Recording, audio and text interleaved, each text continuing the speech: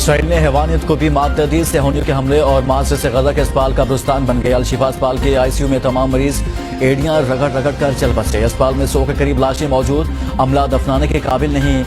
ارنیتیس اسپتال میں اسرائیلی فوجیوں نے عملے کو باہر سے نکال دیا۔ انتہائی نگہداشت میں موجود مریض اور زخمی تڑپنے پر مجبور، مریضوں کو منتقل کرنے کی اجازت بھی نہیں دی گئی۔ غزہ کا دوسرا بڑا اسپتال القدس بھی ایندھن نہ ہونے کی وجہ سے غیر فعال، دوا پانی کھانے سے محروم۔ اسپتالوں میں صورتحال بھیانک۔ خان یونس اسپتال پر اسرائیلی حملے میں 13 فلسطینی شہید، بمباری سے آس پاس کے مکانات بھی ملبے کا ڈھیر بن گئے۔ غزہ کے بعد مقبوضہ مغربی پٹی میں بھی حملے تیز۔ فلسطینی وزارت صحت کے مطابق اسرائیلی افواج کی وحشتناک کارروائیوں میں بے انتہا اضافہ ہو گیا۔ غزہ جنگ کے آغاز سے اب تک مغربی پٹی میں 185 فلسطینیوں کو شہید کر دیا گیا، سینکڑوں گرفتار۔ غزہ کے اسپتالوں میں آگ اور خون کا کھیل نہیں دیکھنا چاہتے ہزاروں نہتے فلسطینیوں کے شہادتوں کے بعد امریکہ کو بھی ہوش آ گیا۔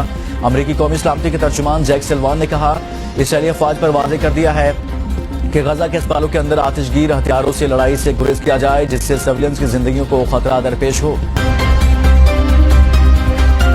تکنیکی سطح پر مذاکرات کا عزم۔ پاکستان اور IMF کے درمیان پالیسی سطح پر مذاکرات کا آخری دور آج سے شروع ہوگا۔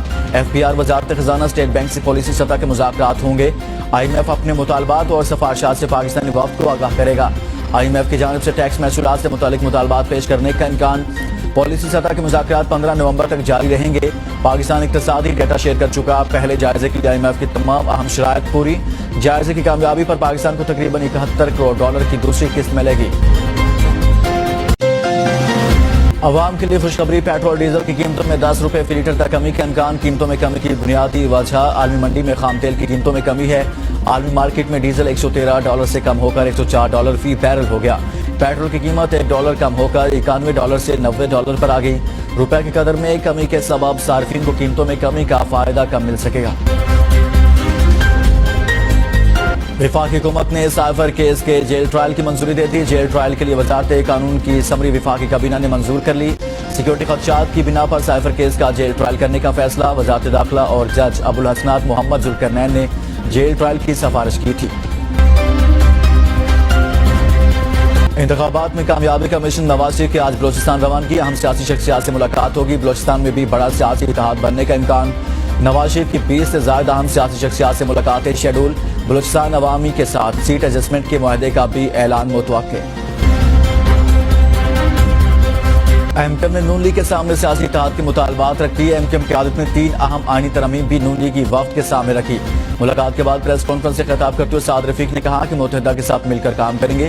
سیٹ ایڈجسٹمنٹ پر بات نہیں ہوئی۔ مسلم لیگ نون اور MKM وسائل کی منصفانہ تقسیم پر متفق ہیں۔ خالد مقبول صدیقی نے کہا کہ نچلی سطح پر وسائل کی منصفانہ تقسیم سے پاکستان ترقی کر سکتا ہے۔ عام انتخابات کو بلدیاتی حکومت کے الیکشن سے مشروط کرنا چاہیے۔ خیبر پختونخوا میں مزید 23,451 غیر قانونی افغانیوں کی موجودگی کا انکشاف۔ میپنگ کے دوران غیر قانونی افغانیوں کی نشاندہی کر لی گئی۔ محکمہ داخلہ خیبر پختونخوا نے غیر قانونی افغانیوں کا ڈیٹا وزارت داخلہ اسلام آباد کو بھجوا دیا۔